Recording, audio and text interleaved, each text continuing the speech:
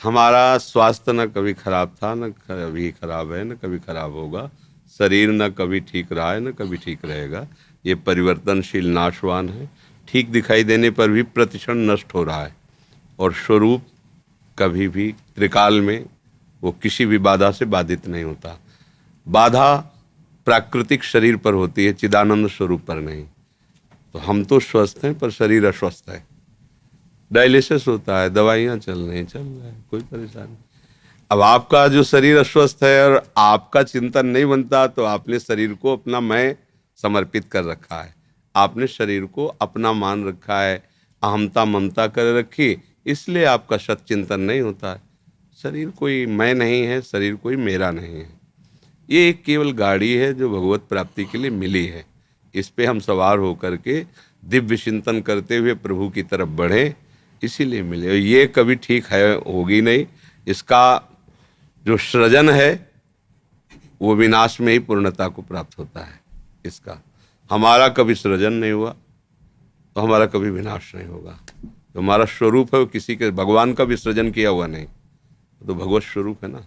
सृजन प्रकृति का है, अष्टधा प्रकृति का। स्वरूप का सृजन नहीं, वो तो पूर्ण चिदानंद में है। इसलिए शरीर को ज्यादा लेकर के चलोगे तो फिर भजन कैसे हो पाएगा। कष्ट है शरीर में, अनुभव होता है।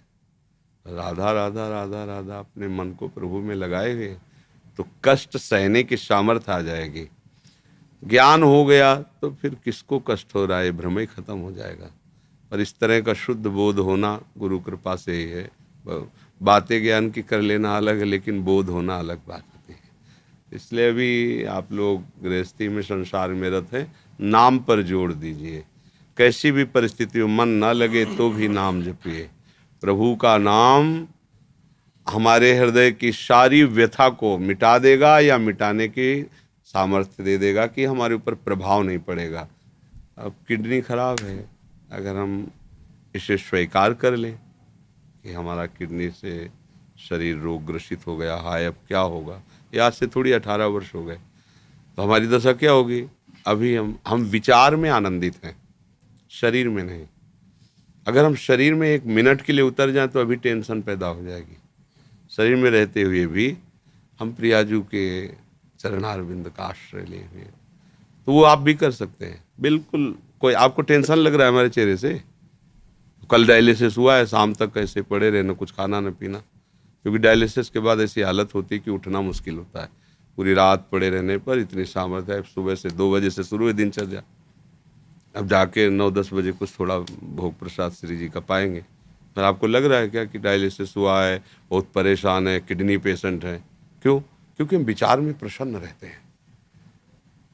अगर प्रसन्नता आप हृदय में धारण करें तो कोई भी रोग आपको प्रभावित नहीं कर सकता। आएंगे, ऐसा नहीं कि रोग नहीं आएंगे। अनंत जन्मों में हमारे दुष्कृत हुए हैं, सुकृत हुए हैं, उनके परिणाम आएंगे। लेकिन आज का भजन पूर्व के आए हुए परिणामों से लड़ने की ताकत देगा, सहने की ताकत देगा। भजन तो मत छोड़िए कि भाई शरीर स्वस्थ हो जाएगा तब भजन करेंगे, कभी नहीं होगा। आज जैसी परिस्थिति, अगर आज की परिस्थिति में भजन नहीं किया तो कल की परिस्थिति आपको भजन लायक नहीं रखेगी। जिनके मन में है कि आज की परिस्थिति को निपटा लेते हैं, कल परिस्थिति ठीक होगी, भजन करेंगे, कभी नहीं कर पाओगे। जैसी परिस्थिति है आज, इसी परिस्थिति में भजन का अभ्यास करो तो कल जो परिस्थिति आएगी वो हमें झुका नहीं पाएगी। पर लोग प्रायः इस भाव में नहीं रहते। इस भाव में रहते हैं कि अभी क्या है, इसको निपटा लेते हैं फिर भजन करेंगे। आराम से बैठ के, आराम देगी माया तुम्हें, तुम्हें चैन देगी? कभी नहीं। आज तक कोई हो तो बताओ कि हमें चैन मिल गया। चैन उसी को मिला जो हर परिस्थिति में भगवान का आश्रय लेकर भजन किया है। वही विश्राम को, परिस्थिति भजन के अनुकूल कभी नहीं मिलेगी। अब सब छोड़ के धाम आ गए, नाना प्रकार की व्याधियां, शरीर के पड़ोसी की मानसिकताएं। भजन नहीं है तो भाग जाओगे, यहाँ चाहे धाम रहो चाहे जहाँ जाओ। भगवत भजन नहीं करोगे तो गंगा के किनारे बैठे भी तुम पापाचरण ही सोचोगे। धाम में भी बैठ करके तुम पापाचरण ही करोगे। क्योंकि वृत्ति अगर प्रभु में नहीं लगाई तो लगेगी कहाँ? देह में लगेगी, माया में लगेगी। तो फिर कौन तुम्हें सुख देगा? कहीं सुख नहीं है, कहीं दुख नहीं है। दोनों बात समझ लो। कहीं सुख नहीं यदि आपकी वृत्ति अशांत है तो त्रिभुवन में कहीं सुख नहीं, चले जाओ। अगर आपकी वृत्ति भगवदाकार है तो त्रिभुवन में दुख नहीं, चले जाओ। बात बस समझना है।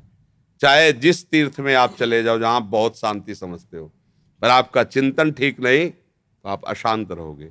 और जहां आपको अशांति दिखाई देती हो, भगवदाकार वृत्ति वाला महात्मा बीच बाजार में बैठकर समाधिस्थ हो सकता है, क्योंकि उसकी वृत्ति भगवदाकार है। तो खास बात समझ में आई, सुख का हेतु चित्त वृत्ति का निरोध करके सच्चिदानंद परमात्मा में, प्रभु में लगाना।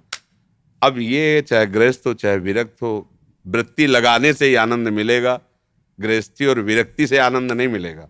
वृत्ति कहाँ लगी आपकी? गृहस्थ हो वृत्ति भगवदाकार, आप महात्मा हो।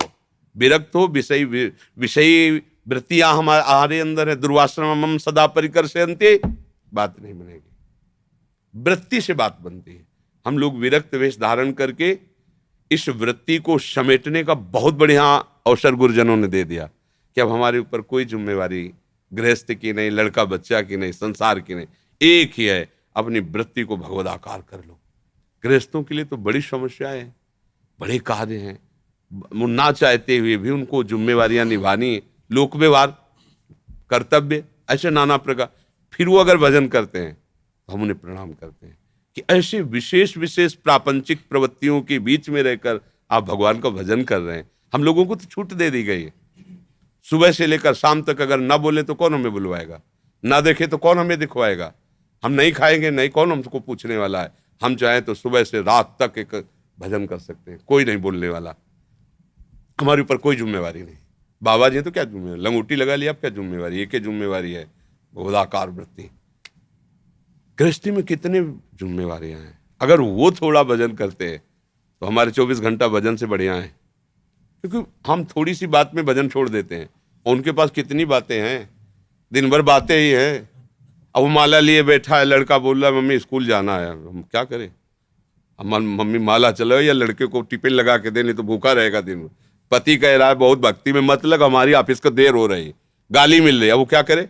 अगर वो ऐसी स्थिति में भजन कर लेते हैं तो प्रणाम योग्य हैं, क्योंकि वो प्रपंच में रहते हुए भगवान का चिंतन कर। तो ये खोजने पर शास्त्र और संतों की वाणियों से मिला कि चित्त वृत्ति आप जहां लगाओगे वहीं हो, चित्त वृत्ति जहां लग रही वही आप हो, वही हो और वही हो। काम में चित्तवृत्ति लगाई, काम ही हो, अर्थात काम स्वरूप हो गए। इस समय राम में चित्तवृत्ति लगाई तो राम स्वरूप हो गए, और जो हम हो गए वही हमें दिखाई देगा। हम कामी तो सारा संसार दुष्ट नजर आएगा, वासनायुक्त, और हम राम में तो सारा जड़ चेतन गुण दोष में जो है वो केवल एक ब्रह्म नजर आएगा, भगवान नजर आएगा। गोस्वामी जी कह रहे जितना चराचर जीव श्री राम में सब जग जानी। उपनिषद ब्रह्मदर्शी महात्मा कह रहे सर्वम खलमिदम ब्रह्म नेना नास्ति किंचन, एक भी कुछ और नहीं, ईशावास्यमिदम सर्वम यत् किंचे जगत्याम जगत। बात आई लौटकर हमारी चित्तवृत्ति है कहाँ? तो हमको अगर आनंद प्राप्त करना है, स्वस्थ रहना है सदैव बिना औषधि के, तो भगवत चिंतन करना होगा। औषधि शरीर को स्वस्थ कर सकती है, चिंतन आपको स्वस्थ करेगा। आपको अब शरीर बहुत स्वस्थ है, काम सता रहा, अब क्या बीमारी है, तो इससे इसके लिए क्या दवा है? भूत बना हुआ घूम रहा है आदमी, भूत बना हुआ पागल आदमी, जैसे कुत्ता नहीं पागल काट खाए, जो आदमी कोआ मदांधो मदनातुर हुआ, कामना से व्याकुल आदमी। काम का मतलब एक ही केवल जनेन्द्रिय जनित नहीं, हर इंद्रिय की भोग का नाम काम है। कहीं भी कोई भी कामना, काम के अंतर्गत देखो ना, लोग मार रहे हैं, हिंसा कर रहे हैं, चोरी कर रहे हैं, कपट कर रहे हैं, व्यभिचार कर रहे हैं, किससे? भूत बनाए, उनका चिंतन उनको भूत बना दिए। और देखो सब भोगों को छोड़ करके कष्ट सहते हुए भगवदानंद, क्या हुआ? चिंतन सही हो गया। सबको चाहिए मन लगे न लगे गुरु प्रदत्त नाम निरंतर जपते रहो। किसी संत महात्मा का आश्रय ले लो, जो वहां आपकी श्रद्धा बैठे, उनसे नाम ले लो, और उनके वचन और उनके नाम तुम्हें भव समुद्र से पार कर देंगे। अगर संत को पहचानने की बात, तो इस पृथ्वी में कोई पैदा नहीं हुआ संत को पहचान ले। केवल संत ही संत को कुछ जान सकता है बस, क्योंकि आंतरिक स्थिति होती है। आप अपनी बुद्धि के द्वारा जानेंगे ना, तो आपका स्तर है ना, उसका स्तर क्या, तुम क्या जान पाओ? भाई आप हमें देख रहे हैं या हम आपको देख रहे हैं, तो जो हमारा स्तर बुद्धि का उसी से तो हम नाप रहे हैं आपको, लेकिन आपका स्तर क्या है ये केवल भगवान जानते हो और आप जानते हो। संतों की वचन, संतों की उपदेश वृत्ति, इसको स्वीकार कर लो, आपका कल्याण हो जाएगा। जहां भी आज तक किसी का कल्याण हुआ है संत वचन से हुआ है, संत उपदेश से हुआ है। संतों की बात मान लो, उनका उपदेश मान लो, यही उनका संग है, यही उनकी कृपा है, यही उनका आशीर्वाद, सदैव मंगल रहेगा।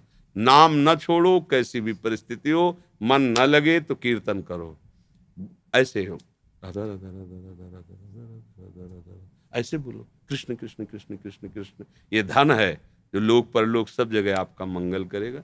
सो आज तो कोई खास बात नहीं, आज ठीक है तो कल खत्म हो जाएगा। ठीक ठीक में चले गए, ठीक ठीक में चले गए ना, 1 मिनट में सब चटनी बन गए रोड में। काल कहाँ किस समय कैसे घटना घटा दे। राधा राधा राधा राधा भजन।